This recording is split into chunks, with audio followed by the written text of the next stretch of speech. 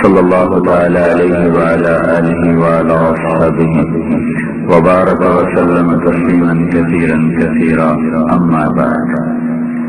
میرے بھائی اور دوستو، اللہ تعالیٰ نے انسان کو امتحان کے لیے دنیا میں بھیجا ہے۔ خلق الموت والحیات، زندگی اور موت کا خالق اللہ ہے۔ لیبلوکم ایکم احسن عملا، وہ یہ دیکھنا چاہتا ہے کہ ہم میں اچھا عمل کون کرتا ہے، برا عمل کون کرتا ہے۔ تو اللہ تعالیٰ نے اس کے لحاظ سے دو طاقتیں انسان کے اندر پیدا فرمائی ہیں، فَأَلْهَمْهَا فُجُورَهَا وَتَقْوَاهَا۔ ہم نے انسان کے اندر برائی کی طاقت کو بھی رکھا ہے، اچھائی کی طاقت کو بھی رکھا ہے۔ ان دو چیزوں کو چلانے کے لیے دو سلسلے ہیں۔ ایک نبیوں کا سلسلہ ہے جو اچھائی کی طاقت کو ابھارتے ہیں اور انسان کے اندر نیکی کے جذبے اور عمل کے شوق پیدا ہوتے چلے جاتے ہیں۔ دوسری برائی کی طاقت ہے جس کو ابھارنے کے لیے شیطان اور اس کے لشکر ہیں، جو ان کی دعوت کو قبول کر لیتے ہیں تو ان کے اندر گناہوں کے نافرمانی کے جذبے پیدا ہوتے چلے جاتے ہیں۔ یہ دو قسمیں شروع سے ان میں جنگ ہے۔ حق و باطل کا ٹکراؤ تلوار کے ذریعے سے بہت تھوڑا ہوا ہے۔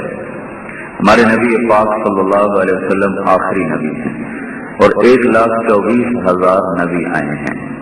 ہر نبی باطل طاقت سے ٹکرایا ہے، ہر نبی کے سامنے باطل اپنی پوری طاقت کے ساتھ آیا ہے اور ہر باطل کے سامنے حق پوری طاقت کے ساتھ آیا ہے۔ حق کی دعوت انبیاء نے دی ہے اور باطل کی دعوت شیطان نے دی ہے۔ انبیاء کے ساتھی ان کے ماننے والے، شیطان کے ساتھی اس کی پیروی کرنے والے، یہ دو طاقتوں کا آپس میں تصادم تو 10,000 سال کی تاریخ ہے۔ آدم علیہ السلام پہلے نبی ہیں،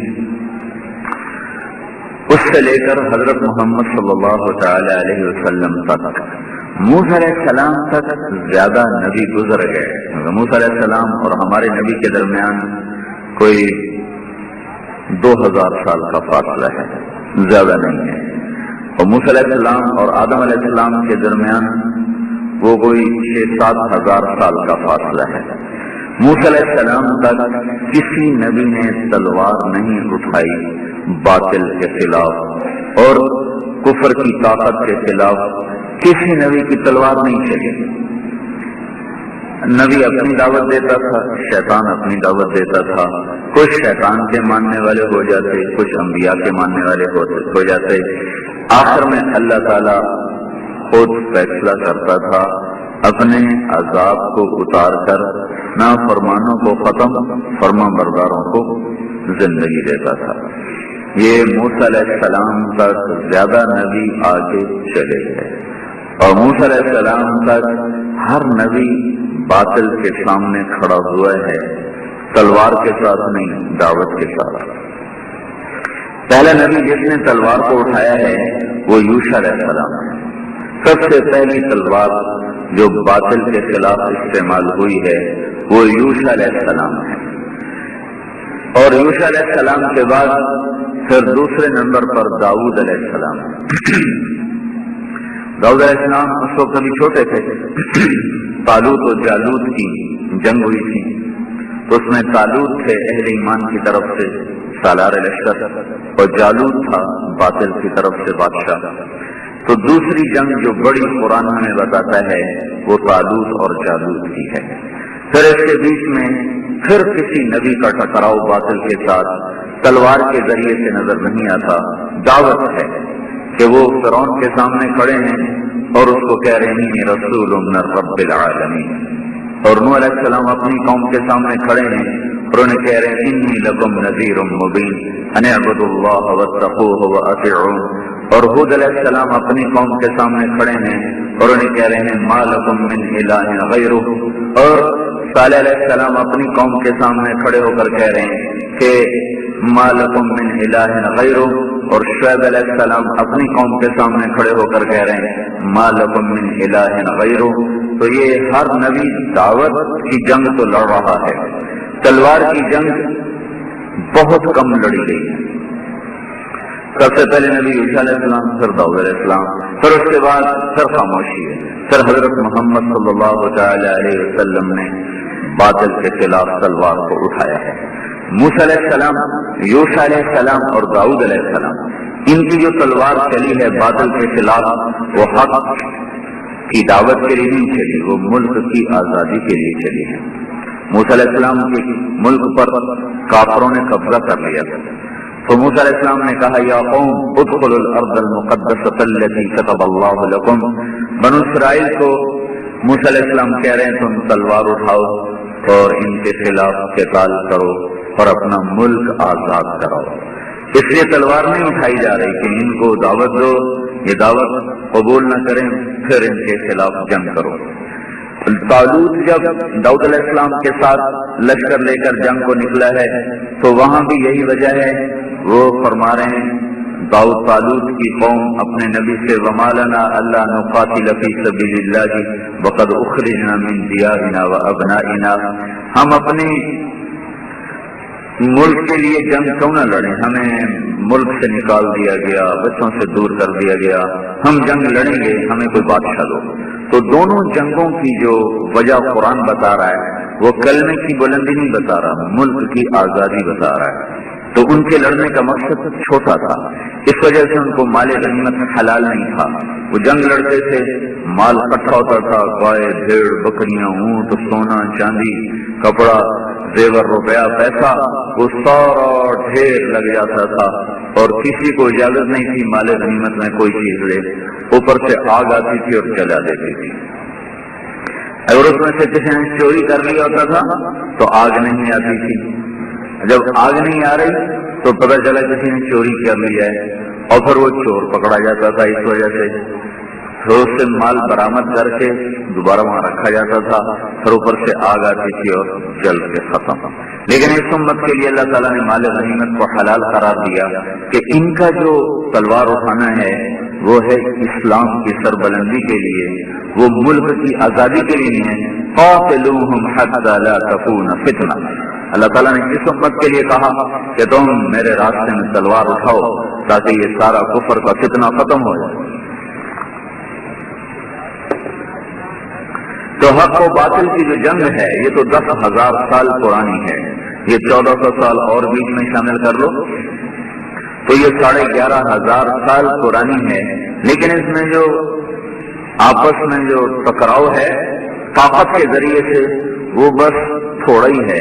اس 1400 سال میں بھی ہر وقت تھوڑا ہی تلوار چلتی چلی آئی، کبھی چلی کبھی بند، کبھی رکی کبھی چلی، کبھی رکی کبھی چلی، لیکن حق اور باطل آپس میں ہر وقت ان کی جنگ ہے، اور یہ جنگ ہے دعوت کے میدان میں کہ باطل بھی ہر وقت اپنی دعوت چلاتا ہے اور حق کے داعی بھی ہر وقت اپنی دعوت کو چلاتے ہیں۔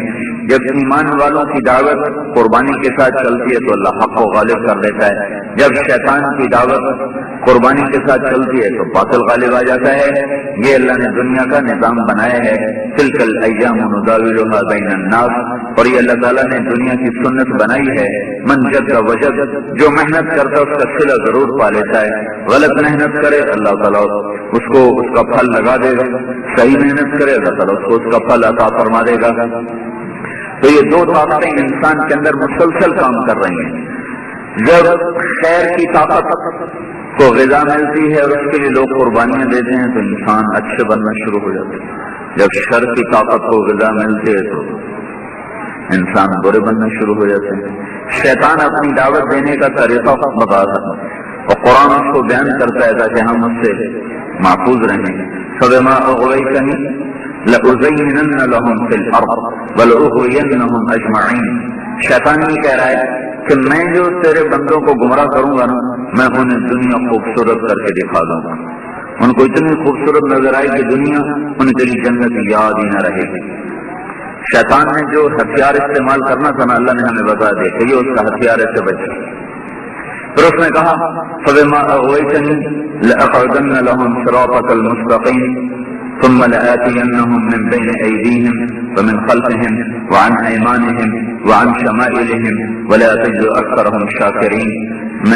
تو نے مجھے اپنے دربار سے دور کر دیا ہے، اب میں سیدھے راستے پہ جا کر ڈیرا ڈال دوں گا، چلا نہیں لگاؤں گا، ساری زندگی لگاؤں گا، وہ کہہ رہا ساری زندگی لگا دوں گا اور وہاں میں جم کے بیٹھ جاؤں گا اور پھر ان کے آگے سے حملہ کروں گا، پیچھے سے حملہ کروں گا، دائیں سے حملہ کروں گا، بائیں سے حملہ کروں گا، چاروں طرف سے میں ان پہ فائر کھول دوں گا. کوئی ہوگا جو تجھ تک پہنچے گا، باقی سارے میرا شکار ہو جائیں گے. تو جو کچھ اس نے کرنا تھا اللہ نے ہمیں بتا دیا کہ آگے پیچھے دائیں بائیں. یہ اس کا کیا مطلب ہے آگے پیچھے؟ ہم نے تو کبھی شیطان کو نہیں دیکھا ہمارے آگے آیا ہو، ہمارے پیچھے آیا ہو، ہمارے دائیں آیا ہو، ہمارے بائیں آیا ہو. تو آگے سے حملہ کروں گا، اس کا کیا مطلب ہے؟ پیچھے سے حملہ کروں گا، اس کا کیا مطلب ہے؟ دائیں طرف سے آؤں گا، بائیں طرف سے آؤں گا، اس کا کیا مطلب ہے؟ تو آگے سے حملہ کرنے کا مطلب یہ ہے کہ ہمارے سامنے قبر ہے اور حشر ہے اور آخرت ہے اور جنت ہے اور دوزخ ہے. تو وہ کہہ رہے ہیں ان کو آخرت بھلا دوں گا، ان کو آخرت بھلا، کئیوں کو منکر بنا دوں گا، جیسے کافر منکر ہی ہو گئے، ہے ہی کوئی نہیں، مر گئے مٹی ہو گئے. اور ہمیں کیا کرے گا؟ ان کو بھلاؤں گا تاکہ یہ کافر اور یہ عمل میں برابر ہو. جیسے کافر جھوٹ بولتا، مسلمان بھی جھوٹ بولتا ہے. کافر کا ترازو ڈنڈی مارتا ہے اور تلمبے کے تاجر کا ترازو بھی ڈنڈی مارتا ہے. کافر بھی گالیاں دیتا ہے، مسلمان بھی گالیاں دیتا ہے. تو نہ اسے جنت کا شوق ہے، نہ مسلمان کو جنت کا شوق ہے، نہ اسے دوزخ کا خوف ہے، نہ مسلمان کو دوزخ کا خوف ہے. تو یہ اس کا آگے سے حملہ ہے کہ میں آخرت یا منکر کر دوں گا ان کو، یا اس کا شوق ختم کر دوں گا، خوف ختم کر دوں گا. پیچھے سے حملہ کروں گا کیا مطلب ہے؟ پیچھے دنیا ہے، ہر پل میں آگے چلا جاتا ہوں، دنیا پیچھے چلی جاتی ہے، میں آگے چلا جاتا ہوں، دنیا پیچھے چلی جاتی ہے. تو ان کو پیچھے سے حملہ کروں گا تو ان کو میں دنیا، تلمبا، ملتان، سندھ، کراچی، پشاور یہ اتنا خوبصورت کر کے دکھاؤں گا کہ وہ اسی کے دیوانے ہو کے رہ جائیں گے، اس پر ایمان بیچ جائیں گے، اس پر اپنا ضمیر بیچ جائیں گے، اس کے پیچھے اپنی ہر چیز کو قربان کر جائیں گے. یہ پیچھے سے حملے کا مطلب ہے. سیدھے ہاتھ سے حملے کا کیا مطلب ہے؟ بعض لوگ ایسے ہوں گے جو آخرت کو نہیں بھلائیں گے، آخرت ان کے سامنے ہوگی. پیچھے دنیا ہے، دنیا کے چکر میں نہیں آئیں گے، ادھر گناہوں کی طرف، گناہوں کے چکر میں بھی نہیں آئیں گے. وہ نیکی پر پکے رہیں گے، وہ نیکی پر مضبوط رہیں گے. تو ان کو کیا کروں گا؟ عن ایمانہم، ادھر سے آ کے حملہ کروں گا، ادھر سے آ کے حملہ کر، سیدھی طرف سے حملہ کروں گا. سیدھی طرف سے حملہ کرنے کا کیا مطلب ہے؟ کہ ان کو نیکی کے تکبر میں مبتلا کر دوں گا. تو بڑا چنگا بندہ ہے، تیرے یا بندہ ہی کوئی نہیں. ان کو نیکیوں پہ خوش کر دوں گا. وہ اوروں کی کمیاں دیکھیں گے، اوروں کے گناہ دیکھیں گے، اپنی نیکیاں دیکھیں گے، اپنے آپ کو اچھا سمجھنے لگ جائیں گے، اوروں کو حقیر سمجھیں گے، اپنے آپ کو اچھا سمجھیں گے. پھر وہ کسی کی غیبت کریں گے، کسی کی برائی کریں گے، کسی کے الزام لگائیں گے. شراب نہیں پئیں گے، زنا نہیں کریں گے، چوری نہیں کریں گے، ڈاکہ نہیں ڈالیں گے، حرام نہیں کھائیں گے، نماز نہیں چھوڑیں گے، روزہ نہیں چھوڑیں گے، زکوٰۃ نہیں چھوڑیں گے. کسی ایسے جو اخلاقی جرائم ہیں اس میں وہ کبھی شیطان کے چکر میں نہیں آئیں گے. لیکن جب وہ ان چیزوں سے مایوس ہوگا تو ان کو نیکی کے تکبر میں پھنسا دے گا. ادھر سے آؤں گا تو بڑا نیک بندہ، تیرے یا بندہ ہی کوئی نہیں. اپنی تعریف آپ میں ان کو کھپا دے گا. اور اپنی تعریف آپ میں جب انسان مبتلا ہوتا ہے تو ضرور اوروں کی حق حقارت اس کے دل میں آتی ہے. اور میرے نبی نے فرمایا بِحَسْبِ امْرِئٍ مِّنَ الشَّرِّ أَن يَحْقِرَ أَخَاهُ الْمُسْلِمَ، کسی انسان کے برا ہونے کے لیے اتنا ہی کافی ہے کہ مسلمان کو حقیر سمجھے. کسی کے برا ہونے کے لیے اتنا ہی کافی ہے کہ وہ اوروں کو حقیر سمجھے. تو ایک بہت بڑا نیک لوگوں کا طبقہ ہے جو اس میں برباد ہو گیا ہے. دیکھنے میں وہ کوئی کبیرہ گناہ کرتے نظر نہیں آتے اور اندر میں کھوکھلے ہو کر اپنا سارا دین وہ ختم کر چکے ہوتے ہیں.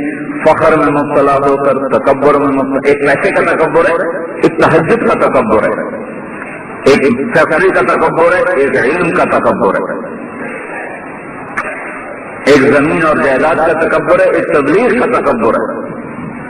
یہ سارے اعمال ان کے اندر بھی تکبر چھپا ہوا ہے. تو یہ شیطان کا یہ حملہ سب سے خوفناک ہے تو وہ سمجھتا میں غلطی کوئی نہیں، اپنے آپ کو ٹھیک ہی سمجھتا مر جاتا ہے، کیونکہ زانی یہ نہیں کہتا میں ٹھیک ہوں، کہتا جی میں گناہگار ہوں۔ شراب پینے والا یہ نہیں کہتا میں ٹھیک کر رہا ہوں، غلط کر رہا ہوں، لیکن اس میں پھنسنے والا اس کو کبھی خیال نہیں آتا کہ میں غلط کر رہا ہوں، اس لیے وہ اس میں برباد ہو کے رہ جاتا ہے۔ وان شمائلہم، الٹی طرف سے حملہ کرنے کا کیا مطلب ہے؟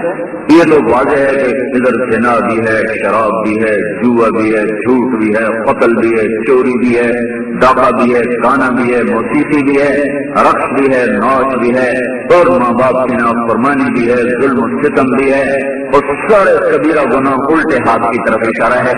اس میں بڑی خلقت اس کی خریدار بن جائے گی، اور ایک بہت بڑا طبقہ جو اس میں اس کا شکار ہو جائے گا۔ یہ شیطان کا حملہ ہے کہ ثم لآتینہم من بین ایدیہم، سامنے سے، ومن خلفہم، پیچھے سے، وعن ایمانہم، دائیں طرف، وعن شمائلہم، بائیں طرف، چاروں طرف سے حملہ کروں گا۔ ولا تجد اکثرہم شاکرین، کوئی ہوگا جو کچھ تک پہنچے گا۔ میرے اللہ نے کہا ان عبادی لیس لک علیہم سلطان، جا دفع ہو جا، زور لگا لے، میرے بندوں پہ تیری طاقت، تیرا زور نہیں چل سکے گا۔ ان عبادی لیس لک علیہم سلطان، میرے بندوں پہ تیرا کوئی زور نہیں چل سکتا۔ تب اگر ہم اللہ کے بندے بن جائیں تو شیطان کے حملوں سے محفوظ ہو جائیں گے، آگے سے آئے، پیچھے سے آئے، دائیں سے آئے، بائیں سے آئے۔ اب اللہ کے بندے کون ہیں اگر یہ ہمیں پتہ چل جائے تو اس کے پیچھے چلنا اور اس کو حاصل کرنے کی کوشش کرنا آسان ہو جائے گا۔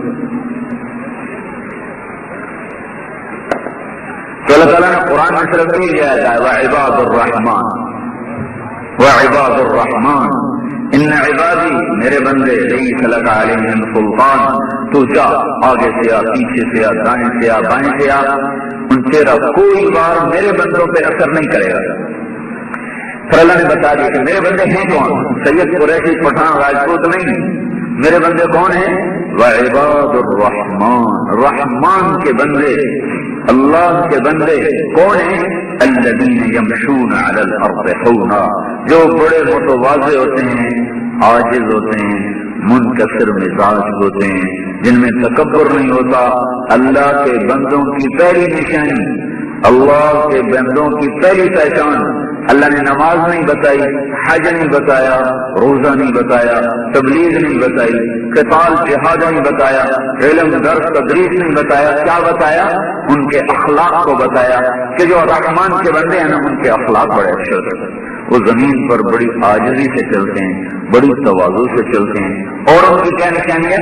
وَإِذَا خَاطَبَهُمُ الْجَاهِلُونَ قَالُوا سَلَامًا، جب کوئی ان کے ساتھ بدتمیزی کرتا ہے تو اس کا جواب وہ اچھے اخلاق سے دیتے ہیں، وہ برائی کا جواب برائی سے نہیں دیتے، وہ ظلم کا جواب ظلم سے نہیں دیتے، وہ گالی کا جواب گالی سے نہیں دیتے، وہ بد اخلاقی کا جواب بد اخلاقی سے نہیں دیتے، وہ سختی کا جواب سختی سے نہیں دیتے، بلکہ کیا کرتے ہیں؟ سلامتی کے ساتھ اس کو بدلتے ہیں، ان کے ظلم کو سلامتی میں بدلتے ہیں، ان کی زیادتی کو سلامتی میں بدلتے ہیں، ان کی گالی کو دعا میں بدلتے ہیں۔ یہ اللہ کے بندوں کی دوسری پہچان ہے۔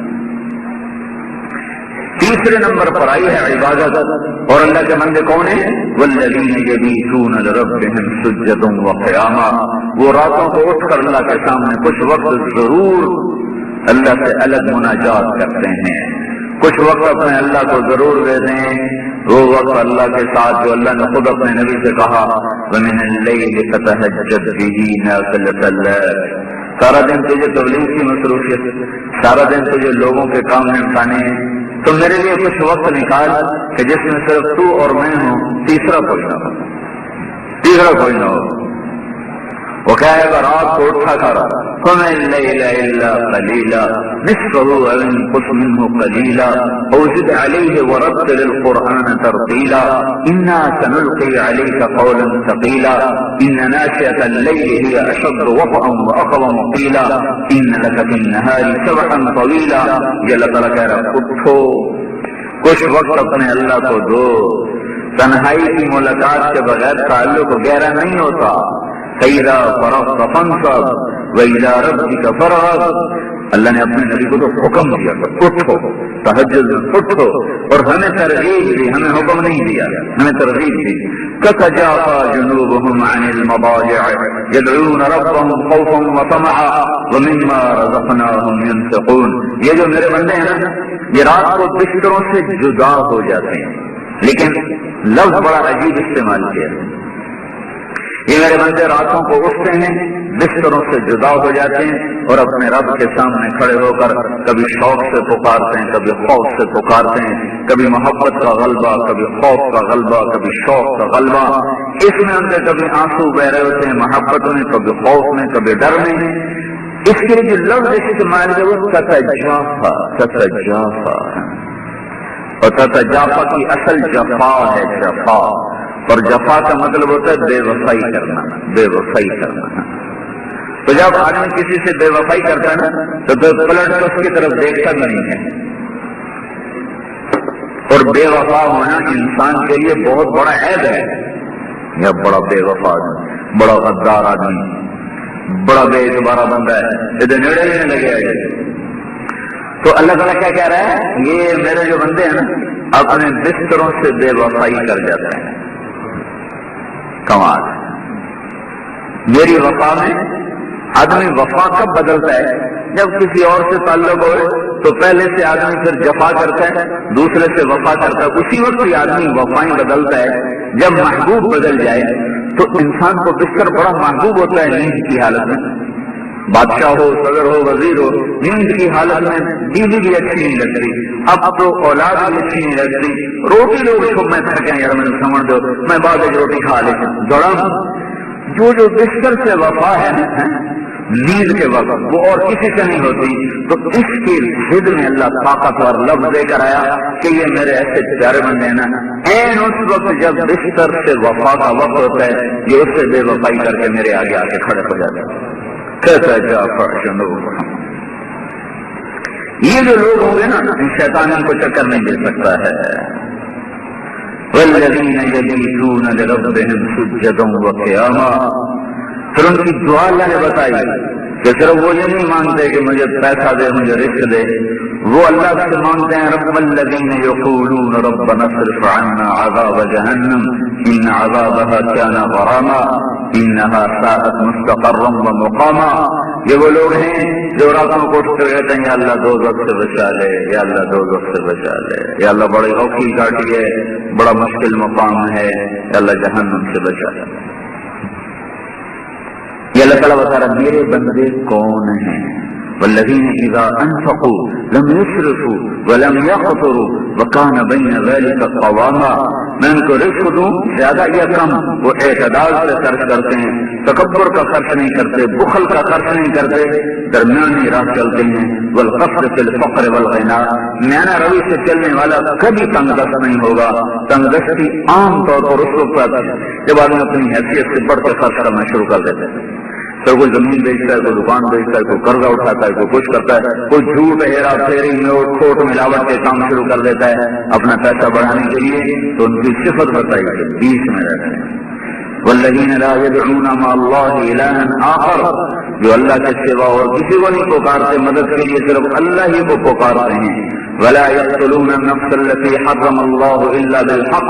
وہ کسی کو ظلم قتل نہیں کرتے. ولا يزنون. وہ زنا نہیں کرتے. یہ اللہ تعالیٰ نشانیاں بتا رہا ہے کہ جو یہ صفات کا حامل ہو جاتا ہے تو شیطان کا وار ان پہ کارگر نہیں ہوتا ہے. دو طاقتیں ہیں، یہ ان کی جنگ ہے آپس میں. یہ جنگ کبھی تلوار سے ہوئی، بہت تھوڑی. تلوار کی جنگ 11,000 سال کی تاریخ میں بہت کم ہے، لیکن دلائل کی جنگ یہ 24 گھنٹے میں 1 منٹ بھی بند نہیں ہوئی، 1 سیکنڈ بھی بند نہیں ہوئی. حق والے بھی پکارتے رہے اور باطل والے بھی پکارتے رہے. جو اللہ کے بنی اعهد الیک فی هذه الحیات الدنیا واشهدک وکفی بک شہیدا انی اشهد ان لا الہ الا انت وحدک لا شریک لک لک الملک ولک الحمد وانت علی کل شیء قدیر واشهد ان محمدا عبدک ورسولک واشهد ان وعدک حق ولقاءك حق والجنة حق والساعة آتية لا ريب فيها وأنك تبعث من في القبور. اللہ تعالی خود گواہی دے رہا ہے، خود کہ اللہ میں گواہی دیتا ہوں اور اپنی گواہی پر تجھے گواہ بناتا ہوں کہ تو ایک اللہ ہے، تیرا شریک نہیں، اور محمد صلی اللہ علیہ وسلم تیرا بندہ اور رسول ہے۔ خود اپنے اوپر ایمان لانا بھی فرض تھا، ہمیں تو آپ پر ایمان لانا فرض ہے، آپ کو اپنے اوپر ایمان لانا فرض تھا کہ محمد ابن عبداللہ کو محمد الرسول اللہ پر ایمان لانا فرض تھا۔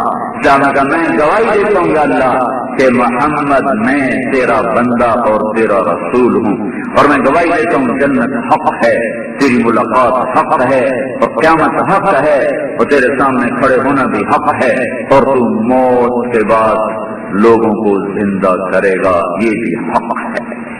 تو یہ جو دلائل کی دعوت ہے اور یہ جو دلائل کی جنگ ہے، یہ ہر وقت چل رہی ہے، ہر وقت چل رہی ہے، اور چلتی رہے گی جب تک سورج مغرب سے نہیں نکلتا۔ جو حق کی دعوت کی طرف کان لگائیں گے وہ ہر گندے ماحول میں بھی خیر کی طرف چلے جائیں گے، جو باطل کی طرف کان لگائیں گے وہ نبی کے ہوتے ہوئے بھی کفر اور شرک میں جا کے گر جائیں گے، جو باطل کی طرف نظر کریں گے تو بیت اللہ میں رہ کر بھی گمراہ ہو جائیں گے، اور جو حق کی طرف نظر کریں گے وہ لندن اور امریکہ اور فرانس میں رہ کر بھی صراط مستقیم پر قائم ہو جائیں گے۔ 2 مہینے پہلے میں انگلستان سے آیا ہوں، نوجوانوں کی داڑیاں، ٹوپیاں، پگڑیاں، ٹخنوں سے اوپر شلواریں، جھکی ہوئی نظریں، چاروں طرف ننگی عورتیں چل رہی ہیں اور ان کی نظریں جھکی ہوئی ہیں، اور مسلمان عورتوں کے برقعے، پورے حجاب، میں اپنی آنکھوں سے دیکھ کے آ رہا ہوں۔ یہاں کا نوجوان داڑھی منڈا رہا ہے، رات کوٹ کے ننگی فلم دیکھ رہا ہے، لندن میں رہنے والا نوجوان سر جھکا کے جا رہا ہے، داڑھی رکھ رہا ہے، ٹوپی سر پہ ہے، تہجد کی نماز میں آ رہا ہے۔ یہ کیا کیا کرے کہ یہاں کے نوجوان نے باطل کی دعوت کو سنا تو وہ اسلامی ملک میں باطل کا خریدار بن گیا، اور لندن کے نوجوان نے حق کی دعوت کو سنا تو وہ اندھیر شہر میں باطل شاہ کالا ہے اور اس میں روشنیوں کو تک پہنچ کر صراط مستقیم پر چلنے والا بن گیا۔ تو میرے بھائیوں، 1.25 لاکھ نبیوں نے اللہ کی طرف بلایا ہے اور شیطان نے ہر دور میں اپنی طرف بلایا ہے۔ نبیوں کے بعد اللہ نے اس امت کو حضرت محمد صلی اللہ علیہ وسلم کی جگہ پر کھڑا فرما کر قائم مقام بنایا ہے۔ وَكَذَلِكَ جَعَلْنَاكُمْ أُمَّةً وَسَطًا لِتَكُونُوا شُهَدَاءَ عَلَى النَّاسِ وَيَكُونَ الرَّسُولُ عَلَيْكُمْ شَهِيدًا۔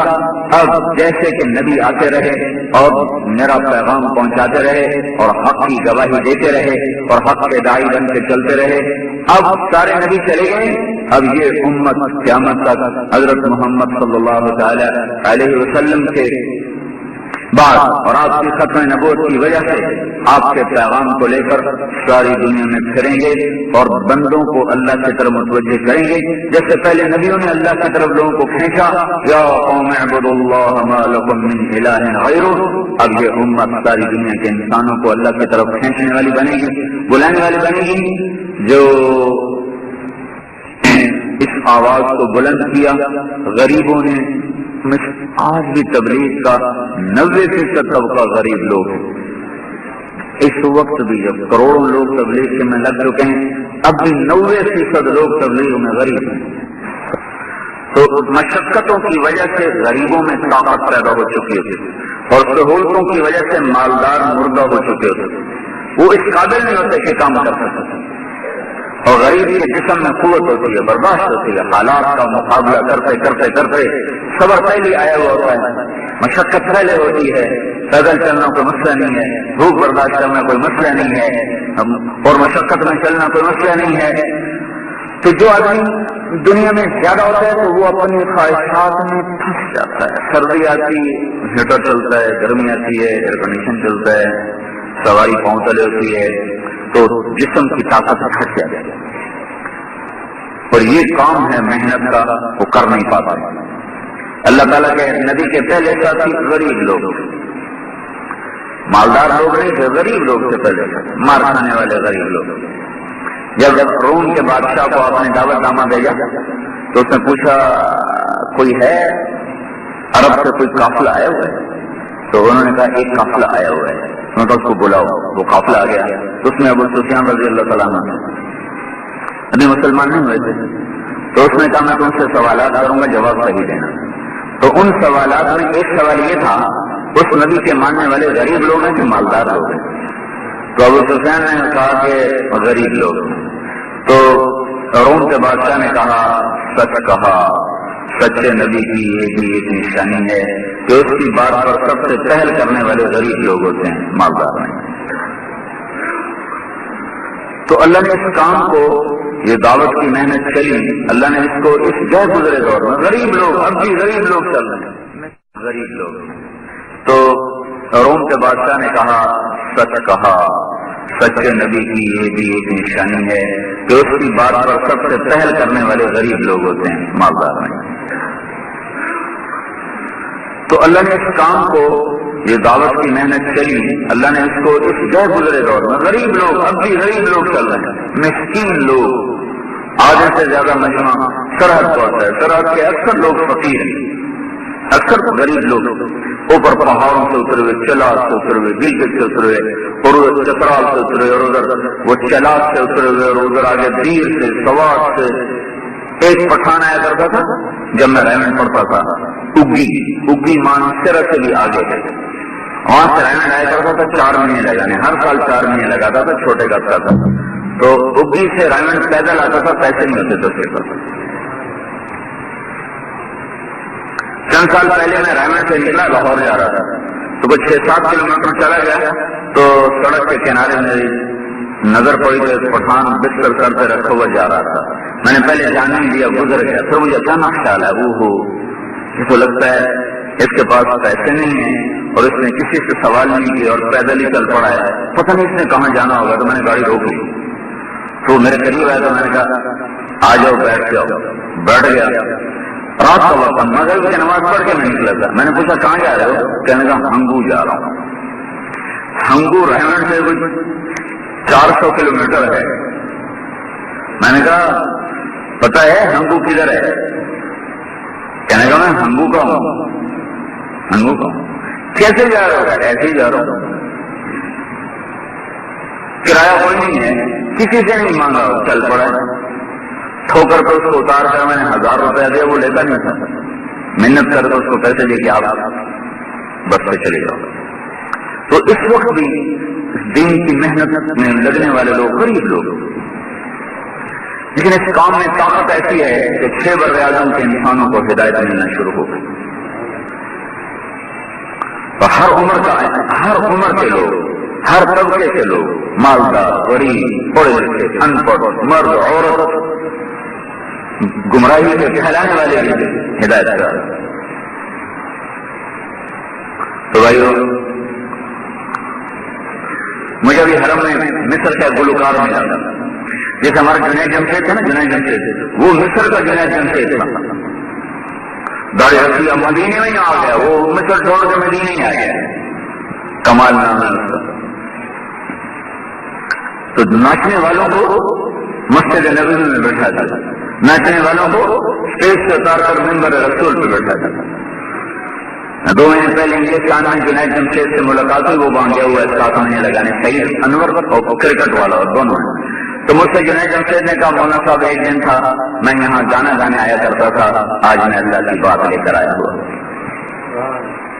تو بھائیو، یہ بڑا مبارک کام ہے تبلیغ کا، یہ حق کی دعوت ہے، حق کی دعوت۔ یا دعوت دو گے یا دعوت سنو گے، حق کی دعوت نہیں دو گے تو پھر شر کی دعوت سنو گے، جو سنے گا اثر لے گا، جو سنے گا اثر لے گا۔ تو ایمان کی دعوت دینے والے بن جاؤ تاکہ باطل کی دعوت سن نہ سکو۔ تو اس کے لیے ہے اللہ کی راہ میں نکلنا، 4 مہینے لگانا، چلہ لگانا۔ اجتماع بھی اسی لیے ہے کہ لوگوں کو اکٹھا کرو نکالو، اکٹھا کرو نکالو۔ اجتماع کوئی تبلیغی جماعت کی طاقت کو ظاہر کرنے کے لیے نہیں، یہ تو کوئی جماعت ہے ہی نہیں، یہ تو عقیدہ ہے کہ میرا نبی آخری نبی ہے، ان کے بعد کوئی نبی نہیں، تو ان کا پیغام آگے پہنچانا میرے ذمہ ہے۔ میں نے رات بھی کہا کہ یہ تسلی کے لیے ہے۔ ایک دفعہ میں نے سنا اپنے بزرگوں سے بات چل رہی تھی کہ اجتماع بند کر دیا جائے، مجمع بہت زیادہ ہو گیا ہے، انتظامات پورے نہیں ہوتے، لوگوں کو تکلیف ہوتی ہے، تو اکثر یہ کہہ رہے تھے کہ اجتماع بند کر دیا جائے۔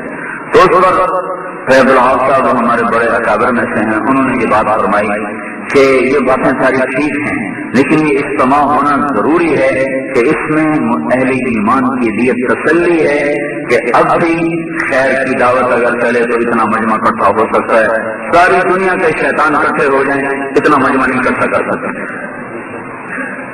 ساری دنیا کا غلط پروپیگنڈا اکٹھا ہو جائے تو آ جاؤ بھائی، ادھر ہر شے مفت ہے، شراب بھی ہے، زنا بھی ہے، موسیقی بھی ہے، راگ بھی ہے، رنگ بھی ہے، جوا بھی ہے، ہر چیز ہے، آ جاؤ بھائی. اس مجمع کا 100واں حصہ بھی نہیں اکٹھا کر سکتے. اور یہ 20 لاکھ آدمی ایک چھت کے نیچے بیٹھے ہوتے ہیں اور نہ کسی نے کرایہ دیا ہے، نہ بس پکڑی ہے، نہ کوئی ان کو ساتھ لے کے گیا ہے کہ چلو وہ روٹی بھی کھلائیں گے، تمہیں پیسے بھی لے کر دیں گے. کچھ بھی نہیں، تھکن کے ساتھ جا رہے ہیں، مشقت کے ساتھ جا رہے ہیں اور وہاں تکلیف اٹھا رہے ہیں. اور ایک صاحبان کاغذ کی طرح پتلا کپڑا ہے، سارا دن دھوپ، ساری رات ٹھنڈ. رات دن کو دھوپ سکاتی ہے، رات کو ٹھنڈ سکاتی ہے. پیشاب استنجا خانوں پہ لائن لگی ہوتی ہے، کھانے کی لائن لگی ہوتی ہے. اتنی مشقت ہوتی ہے کہ اگلے سال کوئی نہ آئے، لیکن ہر سال بڑھانا پڑتا ہے. ہر سال صاحبان خیمہ بڑھانا پڑتا ہے. 1.25 کلومیٹر کی پہلی صف ہوتی ہے، 1.25 کلومیٹر نماز کی پہلی صف ہوتی ہے. اتنے برائی کے باوجود خیر اتنی اندر چھپی ہوئی ہے کہ خیر کی دعوت چلی تو 20 لاکھ آدمی اکٹھے ہو سکتے ہیں. دنیا کے سارے شیطان اکٹھے ہو جائیں، ساری حکومت اکٹھی ہو جائے اور اتنے بندے اکٹھے کرنا چاہیں نہیں کر سکتے. تو یہ نا تسلی کے لیے ہے کہ نا امیدی کفر ہے، نا امیدی کی دعوت. اتنی گندگی ہے کہ گھر گھر میں ننگی فلمیں دیکھی جا رہی ہیں اور ننگے ناچ دیکھے جا رہے ہیں اور ساری کی ساری آوازی ہیں دل ڈالے ہیں. اس کے باوجود جب حق کی آواز لگتی ہے تو لاکھوں انسان وہ سب کو چھوڑ کر پھر ایک صاحبان تلے بیٹھے. ایک صاحب مجھے ملے کئی سال پہلے اجتماع میں، کہنے کہ میں تبلیغ کے بہت خلاف تھا، بہت خلاف تھا. مجھے کوئی صاحب اجتماع میں لائے ہیں پہلے دفعہ کہ میں اس مجمع کو دیکھ کے کہہ رہا ہوں کہ اتنا بڑا مجمع باطل سے کبھی اکٹھا نہیں ہو سکتا، یہ حق ہی ہے. تو مجمع دیکھیں گے یہ حق ہے. تو بھائیو اگلے جمعے سے اجتماع ہے تو اس کے لیے اپنے علاقے سے جماعتیں بناؤ، اپنے محلے سے جماعتیں بناؤ، اپنے شہر سے جماعتیں بنا کے نکلو تاکہ لوگ اللہ کی راہ میں زیادہ سے زیادہ نکلیں. اجتماع پر بھی جائیں، وہاں جاؤ تو بیٹھ کے بات بھی سنو اور وہاں سے کچھ لے کر آنے کی کوشش کرو کہ یہ کوئی رواجی چیز کو جلتا تو ہے نہیں، زندہ باد مرد آباد تو وہاں ہوتا نہیں ہے. مطلب کام کی چیز پیش کی جا رہی ہے کہ بھائی اللہ کے حکموں پر آ جاؤ، اس میں محبوب کے طریقوں پر آ جاؤ. اللہ تعالیٰ میں کی توفیق بخشے. حضرت مولانا طارق جمیل صاحب دامت برکاتہم بیان فرما رہے تھے. تیار کردہ ریکارڈنگ پہلی منزل کریم سینٹر صدر کراچی. Phone number 56788123. یاد رکھیے فون نمبر 56788123.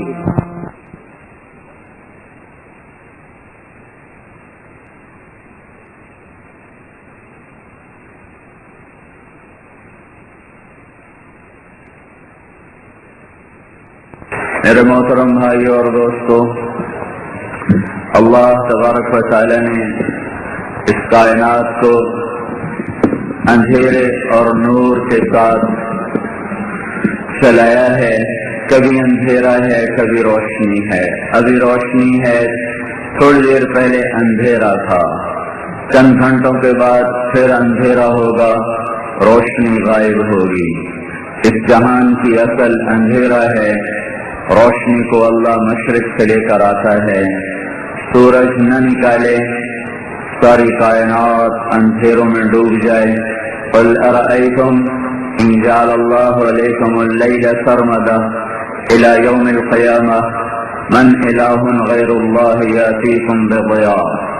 مجھے بتاؤ میں رات کو کھڑا کر دوں، سورج کو نکلنے نہ دوں، اللہ کے سوا کون ہے جو روشنیاں لائے تمہارے کام چل سکیں.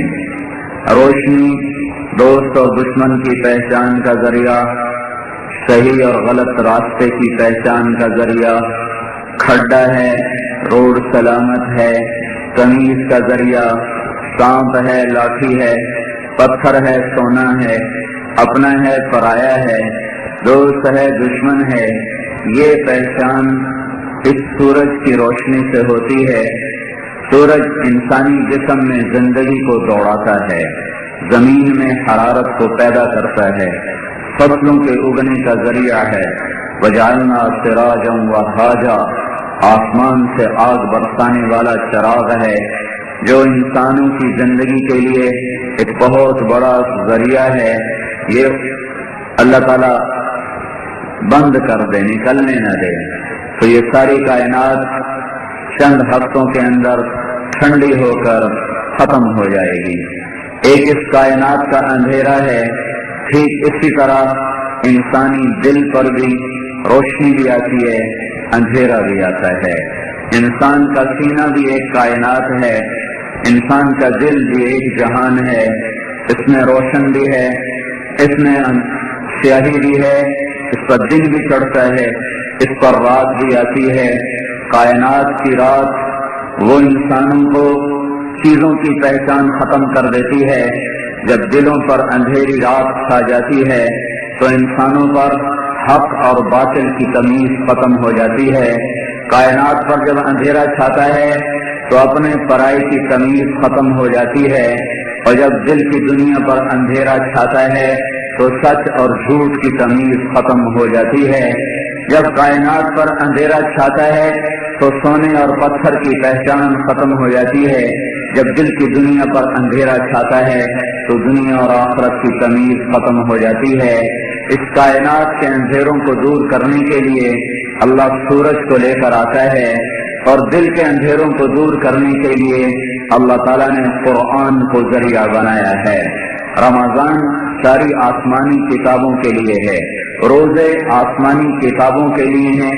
پہلی رمضان کو ابراہیم علیہ السلام پر چھوٹے چھوٹے کتاب کے پمفلٹ اترے، 2 رمضان کو اللہ تعالیٰ نے موسیٰ علیہ السلام پر تورات کو اتارا، 6 رمضان کو اللہ تعالیٰ نے کوئی 300 برس کے بعد داؤد علیہ السلام پر زبور کو اتارا، اور پھر 12 رمضان المبارک کو اللہ تعالیٰ نے کوئی 1200 برس کے بعد حضرت عیسیٰ علیہ السلام پر انجیل کو اتارا، پھر کوئی 650 سال کے بعد اللہ تبارک و تعالیٰ نے حضرت محمد صلی اللہ تعالی علیہ وسلم پر قرآن کو اتارا۔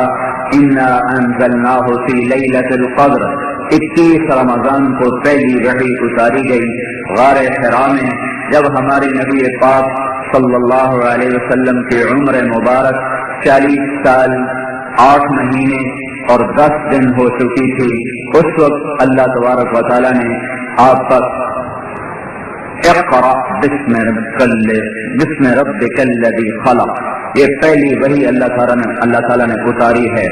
تو اللہ تعالیٰ نے دل کے اندھیروں کو دور کرنے کے لیے قرآن کا سورج چمکایا ہے، جو رمضان ہی میں طلوع ہوتا آیا۔ پہلے چھوٹے چھوٹے تارے اور چاند نکلے، پھر اللہ تعالیٰ نے حضرت محمد صلی اللہ علیہ وسلم پر سارے علم کو مکمل فرما کر قرآن پاک کو سورج کی طرح نکالا۔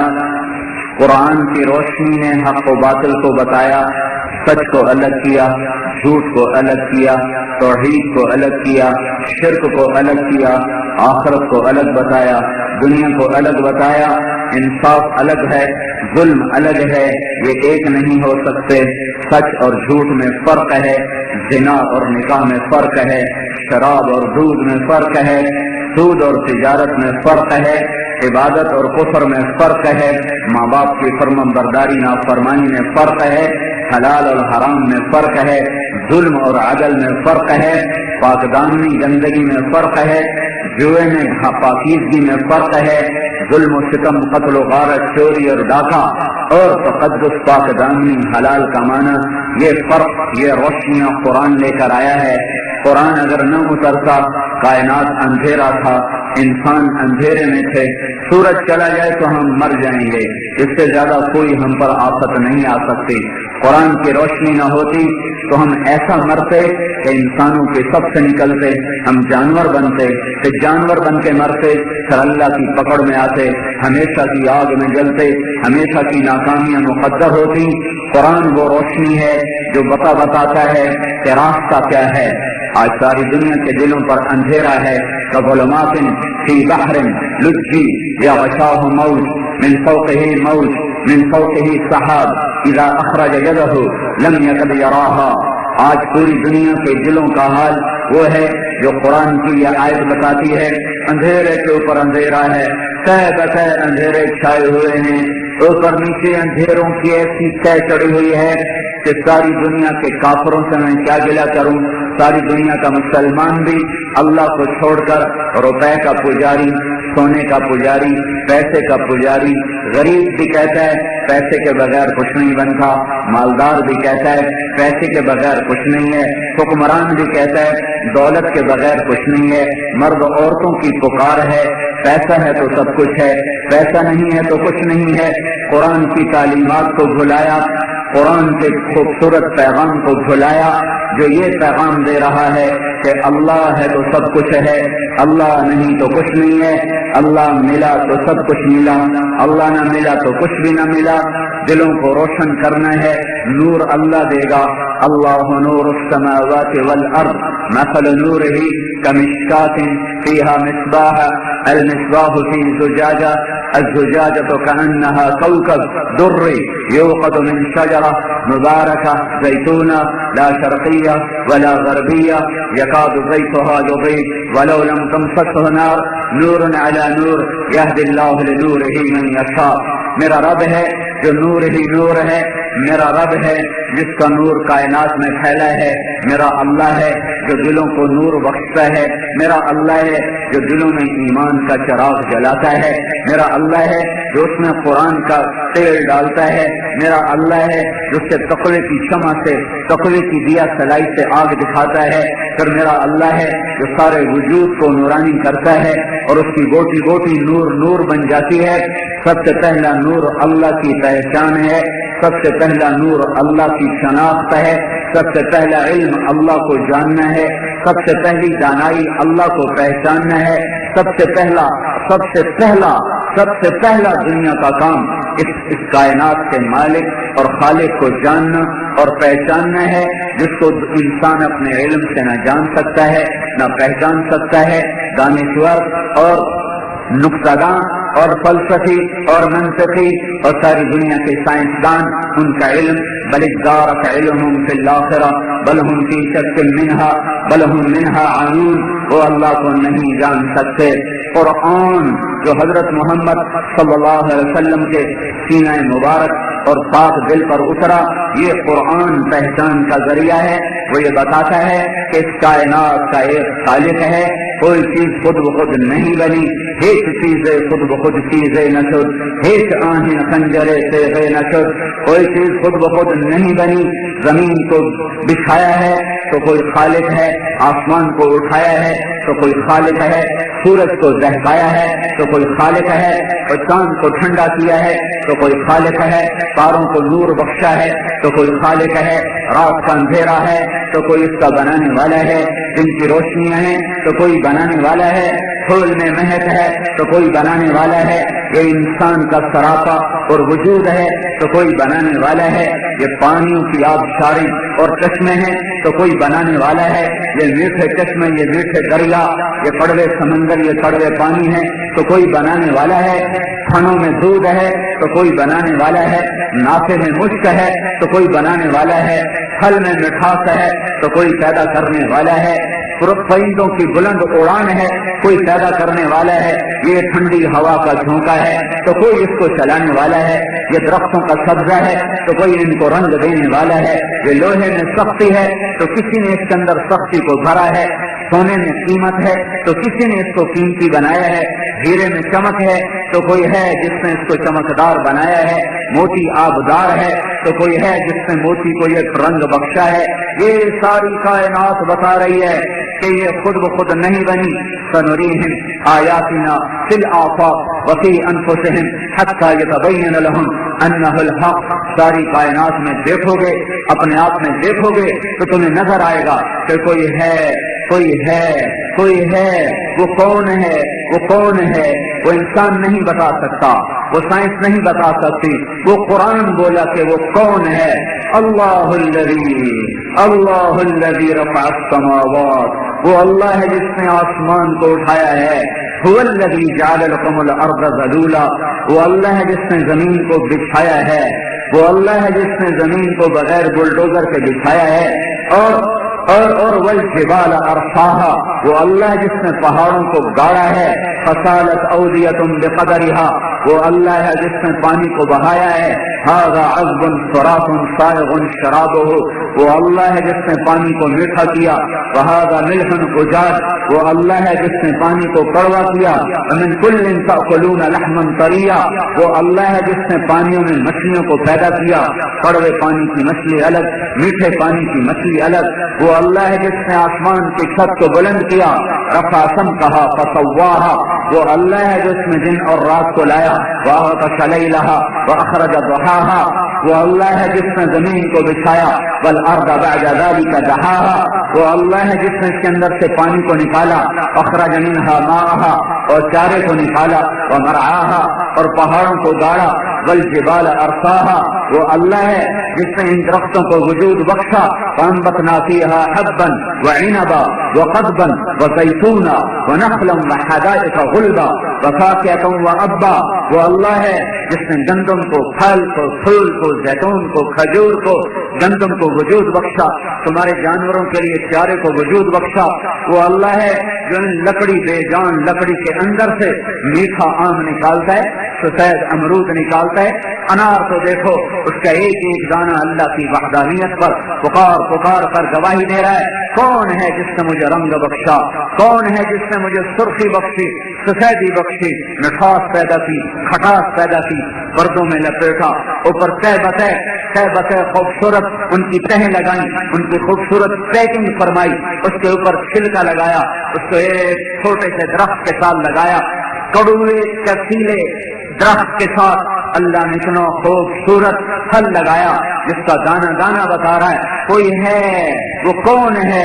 ما کان لکم ان تنبتوا شجرہا، وہ کون ہے؟ انظروا الی ثمرہ اذا اثمر وینعہ، وہ اللہ ہے جو کیکر پہ کانٹا لاتا ہے اور آم پہ پھل لاتا ہے، امرود کو سفید کرتا ہے، اس کے بیج کو باندھ دیتا ہے، اور تربوز کے بیج کو بکھیر دیتا ہے، تربوز کو پانی سے بھر دیتا ہے، ناریل کو پانی سے بھر دیتا ہے، آم کو رس سے بھر دیتا ہے، تینوں کی کاش بنا دیتا ہے، لیموں کو کھٹا کر دیتا ہے، ہنزل کو کڑوا کر دیتا ہے۔ اتنے سے بیج میں سے اتنا بڑا گرما نکالتا ہے، اتنا بڑا سردا نکالتا ہے، اسی بیج میں سے کڑوا زہر کریلا نکالتا ہے، مولی کو الگ رنگ، گاجر کو الگ رنگ، بھنڈی کو الگ ذائقہ، مٹر کو الگ ذائقہ۔ یہ رنگ ہیں، یہ رنگا رنگ کائنات وہ میرے اللہ کی ذات پر گواہی دے رہی ہے۔ من آیاتہ خلق السماوات والارض واختلاف السنتکم والوانکم ان فی خلق السماوات والارض، دیکھتے نہیں ہو؟ ان فی خلق السماوات والارض، زمین آسمان میں دیکھتے نہیں ہو؟ آسمان کی بلندی کچھ نہیں بتا رہی، زمین کا فرش کچھ نہیں بتا رہا، بہتا ہوا پانی، گنگناتی آبشاریں، بلکھاتی ندیاں، بلندیوں سے گرتے ہوئے چشمے، اور کھلے ہوئے پھول، اور مہکتے ہوئے کلیاں، اور گاتے ہوئے بلبل، اور کوکتے ہوئے کوئل، اور بلندیوں میں اڑتا ہوا عقاب، اور پھنکارتا ہوا سانپ، اور دھاڑتا ہوا شیر، اور چنگھاڑتا ہوا ہاتھی، اور غراتا ہوا بھیڑیا، اور یہ معصوم بکری میں میاتی ہوئی، اور یہ بلی تمہارے پاؤں کے نیچے آ کر لیٹتے ہوئے، یہ سب روز کروڑوں مرغیاں تمہارے پر قربان، انڈے تم پر قربان، دودھ تم پر قربان، نسقیکم من بین فرث ودم لبنا خالصا سائغا للشاربین، گھاس پھوس کھایا، خون گوبر بنا، خون گوبر میں سے سفید دودھ نکلا، کون لے کر آیا؟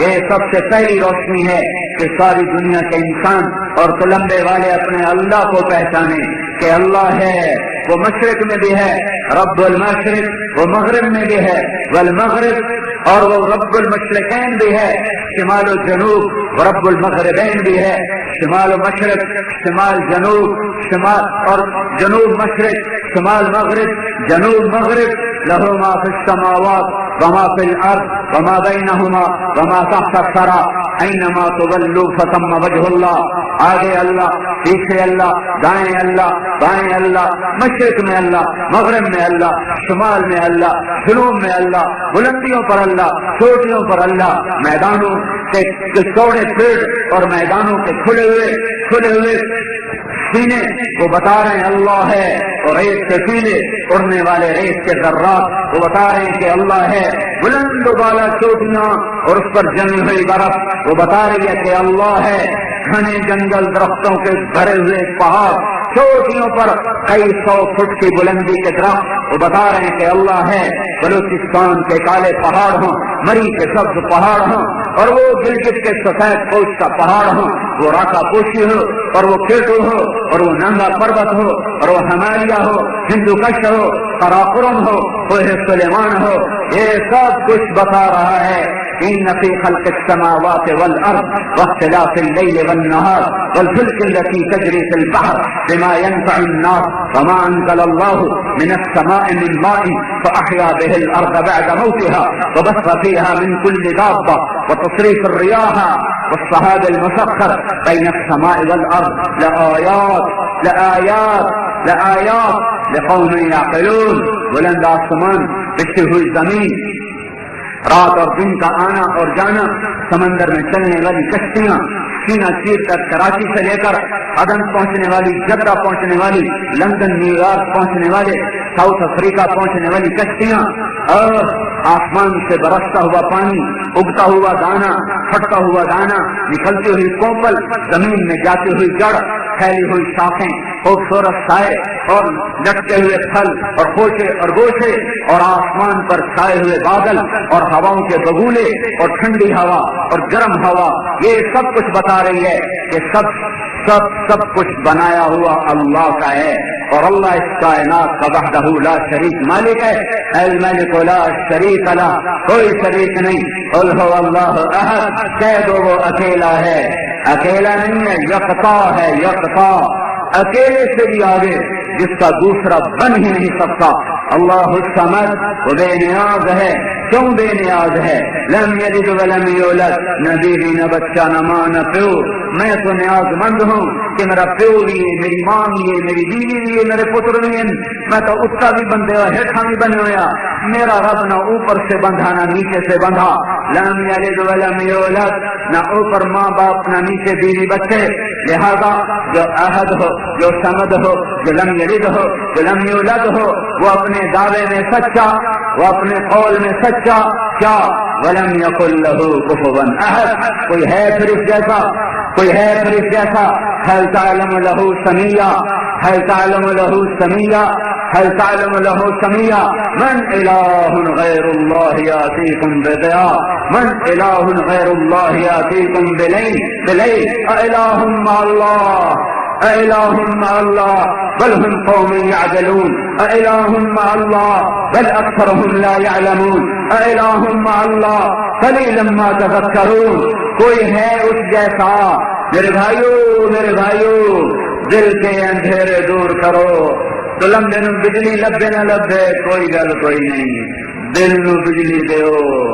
دل دیاں بتیاں بجھ گئیاں، مر گئے تھا، جگ پلے نہ رہا. انسانوں سے نکل گیا دل انا، جگ انا. دل روشن، جہان روشن، اسے روشن کرو. یہ لا الہ الا اللہ سے روشن ہوتا ہے کہ یہ دل پکار اٹھے، یہ دل بول اٹھے لا الہ الا اللہ. زبان سے سفر کرتا ہوا دل کی گہرائی میں جا کے اترے اور ساری کائنات سے بے نیاز کر دے اور ایک اللہ کے دربار میں جھکا دے. ایک میرا معبود، ایک میرا خالق، ایک میرا رازق، وہ اللہ ہے ملک، اللہ الملک، اللہ القدوس، اللہ السلام، اللہ المؤمن، اللہ المهيمن، اللہ العزیز، اللہ الجبار، اللہ المتکبر، اللہ الخالق، اللہ الباری، اللہ المصور، اللہ الغفار، اللہ القهار، اللہ الوهاب، اللہ الرزاق، الله الفاتح، الله الفتاح، الله القابض، الله الباسط، الله الخافض، الله الرافع، الله المعز، الله المذل، الله السميع البصير، الله الحكم العدل، الله اللطيف الخبير، الله الحليم الغفور، الله العلي الكبير، الله الحسيب الجليل، الله الغفور الشكور، الله الحسيب الجليل، الله الكريم الرقيب، الله المجيب الواسع، الله المجيد الباعث، الله الشهيد الحق، الله البخيل القوي، الله المتين الولي، الله الحميد المحصي، الله المبدي المعيد، الله المحيي المميت، الله الواجد الماجد، الله الواحد الاحد، الله الصمد القادر المقتدر، الله المقدم المؤخر، الله الاول، الله الاخر، الله الظاهر، الله الباطن، الله الوالي، الله المتعال، الله البر، الله التواب، الله المنتقم، الله العفو، الله الرؤوف، الله مالك الملك، الله ذو الجلال والاكرام، الله المقسط، الله الجامع، الله الغني، الله المغني، الله المانع، الله الضار، الله النور، الله